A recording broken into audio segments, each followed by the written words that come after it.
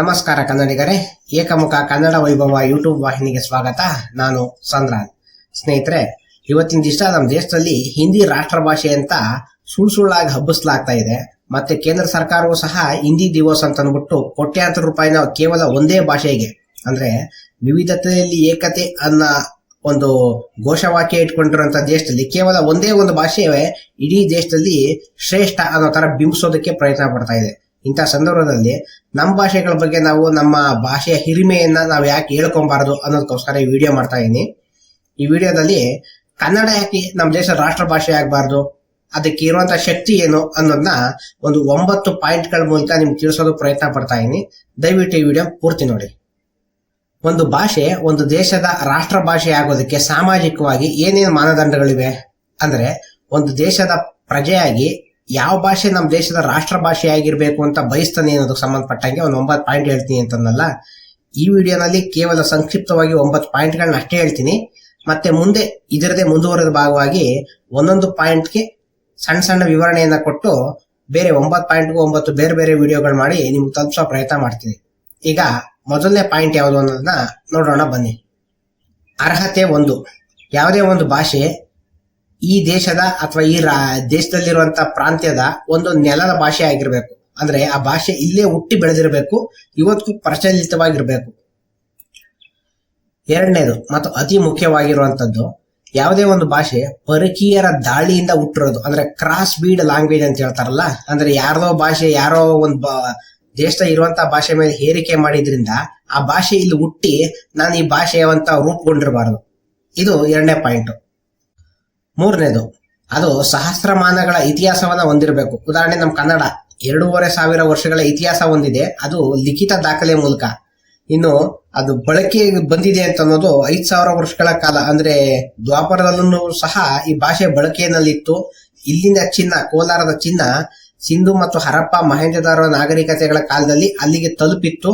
ಅವುಗಳ ಅವಶೇಷವನ್ನ ಪರೀಕ್ಷೆ ಮಾಡಿದಾಗ ಈ ಮಣ್ಣು, ಈ ಅವಶೇಷ ಕರ್ನಾಟಕದ ಕೋಲಾರದ ಮಣ್ಣಿಗೆ ಹೊಂದುತ್ತೆ ಅನ್ನೋದು ಸಂಶೋಧನೆಗಳ ಮೂಲಕ ತಿಳಿದು ಬಂದಿದೆ. ಹಾಗಾಗಿ ನಮ್ಮ ಭಾಷೆ 5000 ವರ್ಷಗಳಿಗೂ ಹಳೇದು ಅಂತ ಹೇಳ್ತಾರೆ, ಆದ್ರೆ ದಾಖಲೆಗಳ ಪ್ರಕಾರ 2500 ವರ್ಷಗಳ ಹಳೆಯದು ಅನ್ನೋದನ್ನ ದಾಖಲೆಗಳ ಮೂಲಕ, ಅಂದ್ರೆ ಶಾಸನಗಳ ಮೂಲಕ ನಾವು ತಿಳ್ಕೊಬಹುದು. 4ನೇ ಪಾಯಿಂಟು, ಇಡೀ ದೇಶಕ್ಕೆ ಒಂದು ಭಾಷೆ ಅನ್ನೋದು ಸಾಹಿತ್ಯಕ್ಕೆ ಅಪಾರವಾದ ಕೊಡುಗೆ ಕೊಟ್ಟಿರಬೇಕು. ಕನ್ನಡ ಯಾರಿಗೇನು ಕಮ್ಮಿ ಇಲ್ವಲ್ಲ, 8 ಜ್ಞಾನಪೀಠ ಪ್ರಶಸ್ತಿಗಳನ್ನ ಅದು ರಾಷ್ಟ್ರೀಯ ಮಾಡ್ಬಿಟ್ಟು ಎತ್ಕೊಂಡ್ ಬಂದಿಲ್ಲ, ಪಡ್ಕೊಂಡ್ ಬಂದಿದೆ. ಅಂದ್ರೆ ಕನ್ನಡಿಗರ ಯೋಗ್ಯತೆಯನ್ನ ಮೆಚ್ಚಿ ಜ್ಞಾನಪೀಠ ಪ್ರಶಸ್ತಿನ ಹಲವಾರು ಅರ್ಹತೆಗಳನ್ನ ಪರೀಕ್ಷೆ ಮಾಡಿ ಆ ನಂತರ ಕೊಟ್ಟಿರೋದು. ಸುಮ್ನೆ ನಾನು ರಾಜಕೀಯ ಮಾಡ್ತೀನಿ, ನಮ್ಮ ರಾಜ್ಯಕ್ಕೊಂದು ಕೊಟ್ಬಿಡಿ ಅಂತ ಕೇಳ್ಬಿಟ್ಟು ಇಸ್ಕೊಂಬೋದಿರೋದಿಲ್ಲ, ಇದು ಪಡ್ಕೊಂಡಿರೋದು.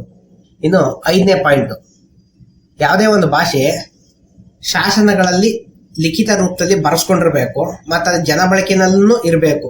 ಉದಾಹರಣೆಗೆ ನಮ್ಮ ಹಲ್ಮಿಡಿ ಶಾಸನ, ಕಪ್ಪೆ ಅರಬಟ್ಟೆ ಶಾಸನ, ಅಶೋಕನ ಕಾಲದ ಶಾಸನಗಳಲ್ಲೂ ಸಹ ಕನ್ನಡ ಭಾಷೆ, ಕನ್ನಡ ಪದಗಳು, ಕನ್ನಡದೇ ಲಿಪಿಯನ್ನ ಬಳಸಿರುವಂತಹ ಹಲವಾರು ಶಾಸನಗಳು, ಅಂದ್ರೆ ಅಸಂಖ್ಯಾತ ಶಾಸನಗಳು ನಮ್ಮ ರಾಜ್ಯದಲ್ಲಿ, ನಮ್ಮ ರಾಜ್ಯದ ಈಗಿನ ರಾಜಕೀಯ ಗಡಿಯಿಂದ ಹೊರಗಡೆ, ಅಂದ್ರೆ ಮಹಾರಾಷ್ಟ್ರ, ತಮಿಳುನಾಡು, ಗೋವಾ, ಕೇರಳ, ತಮಿಳುನಾಡು, ಆಂಧ್ರ, ಈ ತರ ಬೇರೆ ಬೇರೆ ಭಾಗಗಳನ್ನೂ ಇದೆ. ಇನ್ನೂ ವಿಶೇಷ ಏನಪ್ಪಾ ಅಂತಂದ್ರೆ ನೇಪಾಳ, ಅಲ್ಲಿನೂ ಸಹ ಕರ್ನಾಟಕದ ಒಂದು ಶಾಸನ ಬಂದಿದೆ ಅನ್ನೋದು ದಾಖಲೆಗಳ ಮೂಲಕ ತಿಳಿದು ಬಂದಿದೆ. ಅದಲ್ಲದೆ ಯಾವುದೋ ಒಂದು ದಾಖಲೆ ಪ್ರಕಾರ ವಿಯೆಟ್ನಾಂನಲ್ಲೂ ಕನ್ನಡ ಶಾಸನ ದೊರೆತಿರೋದಕ್ಕೆ ಉಲ್ಲೇಖಗಳಿದಾವೆ. ಇನ್ನು ಶ್ರೀಲಂಕಾದಲ್ಲಿ ವಿಜಯನಗರ ಸಾಮ್ರಾಜ್ಯ ಮತ್ತು ಇನ್ನು ಹಲವಾರು ಸಾಮ್ರಾಜ್ಯಗಳ ಕಾಲದಲ್ಲಿ ಈ ಶ್ರೀಲಂಕಾ ದೇಶವನ್ನು ಸಹ ತನ್ನ ತೆಕ್ಕೆಗೆ ತಕ್ಕೊಂಡು ಆಳ್ವಿಕೆ ಮಾಡಿದಂತ ಉದಾಹರಣೆಗಳಿದ್ದಾವೆ. ಇನ್ನು 6ನೇದು, ರಾಜ ಮಹಾರಾಜರು ತಮ್ಮ ಆಳ್ವಿಕೆ ಕಾಲದಲ್ಲಿ ಅದನ್ನ ಆಡಳಿತ ಭಾಷೆಗೆ ಬಳಸ್ಕೊಂಡಿರ್ಬೇಕು.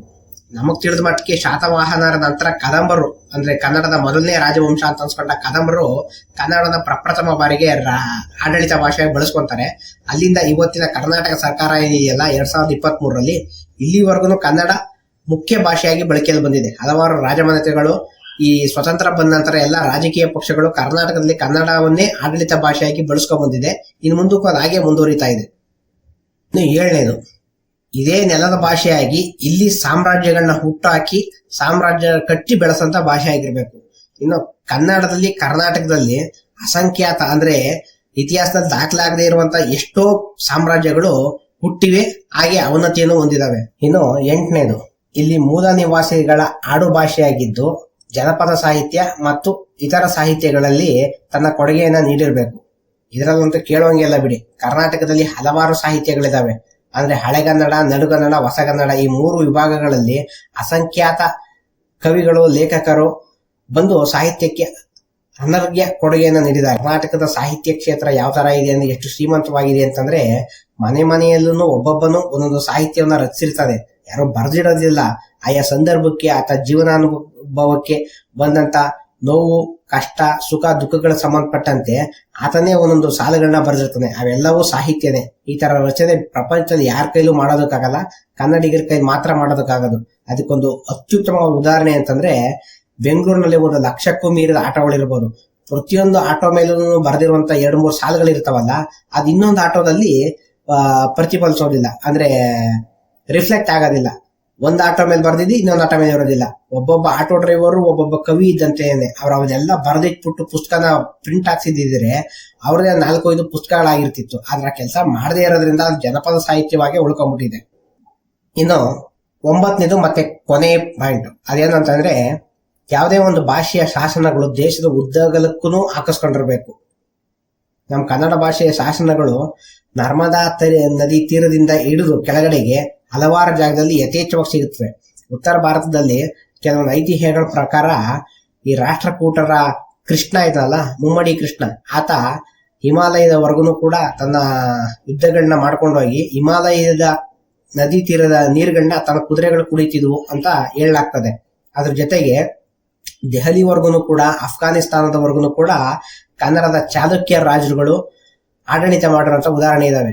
ಇನ್ನು ವಿಕ್ರಮಾದಿತ್ಯನ ಕಾಲದಲ್ಲಿ ಪಶ್ಚಿಮ ಬಂಗಾಳದವರೆಗೂ ತನ್ನ ವ್ಯಾಪ್ತಿಯನ್ನ ವ್ಯಾಪಿಸಿದ್ದು ಅಖಂಡ ಭಾರತವನ್ನ ಆಳದಂತ ರಾಜರುಗಳು ಕನ್ನಡ ಮಣ್ಣಿನ ಹುಟ್ಟು ಬಂದಿದ್ದಾರೆ. ಹಾಗಾಗಿ ಅಲ್ಲಲ್ಲೇ ಕನ್ನಡದ ಶಾಸನಗಳನ್ನ ಹಾಕಿರೋದ್ರಿಂದ, ಸರಿಯಾಗಿ ಉತ್ಖನನ ಆಗದೇ ಇರೋ ಕಾರಣದಿಂದ ಕನ್ನಡದ ಶಾಸನಗಳು ಕೆಲವು ಮಾತ್ರ ಬೆಳಕಿಗೆ ಬಂದಿದ್ದಾವೆ.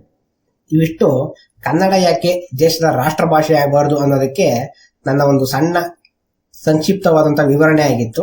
ಇದಕ್ಕೆ ಸಂಬಂಧಪಟ್ಟಂತೆ ಒಂದೊಂದು ಪಾಯಿಂಟ್ಗೂ ವಿಸ್ತಾರವಾಗಿ ಒಂದು 5-6 ನಿಮಿಷಗಳ ವಿಡಿಯೋ ಮೂಲಕ ನಿಮಗೆ ಒಂದು ವಿವರಣೆ ನೀಡೋದಕ್ಕೆ ಪ್ರಯತ್ನ ಪಡ್ತೀನಿ. ದಯವಿಟ್ಟು ಇಂಥ ಪ್ರೋತ್ಸಾಹಗಳಿಗೆ ಬೆಂಬಲ ಕೊಡಿ. ನಿಮ್ ಕಡೆ ಏನಾದ್ರು ಸಲಹೆ ಸೂಚನೆಗಳಿತ್ತು ಅಂತಂದ್ರೆ ಅದನ್ನ ತಲುಪಿಸಿ. ಅದ್ರ ಜೊತೆಗೆ ಯಥೇಚ್ಛವಾಗಿ ಕನ್ನಡವನ್ನ ಬಳಸಿ. ನಿಮ್ಗೆ ಕೊನೆಯದಾಗಿ ಒಂದು ಮಾತು ಹೇಳಬೇಕು ಏನಂತಂದ್ರೆ, ನಿಮ್ಮ ಮಾತೃಭಾಷೆ ಕನ್ನಡ, ನೀವು ಕರ್ನಾಟಕದ ಹುಟ್ಟಿದ್ದೀರಿ ಅಂದ್ರೆ ನಿಮ್ಮ ನರನಾಡಿಗಳಲ್ಲೂ ಕನ್ನಡವನ್ನೇ ಬಳಸಬೇಕು. ಅದನ್ನ ಬಿಟ್ಟು ನೀವು ಉದ್ಯೋಗಕ್ಕೋಸ್ಕರ ಇಂಗ್ಲಿಷ್ ಕಲ್ತ್ರಿ ಅಂದ್ರೆ ಅದನ್ನ ಕಚೇರಿನಲ್ಲಿ ಮಾತ್ರ ಬಳಸ್ರಿ, ಬೀದಿನಲ್ಲೆಲ್ಲ ಬಳಸೋದು ಬೇಡ.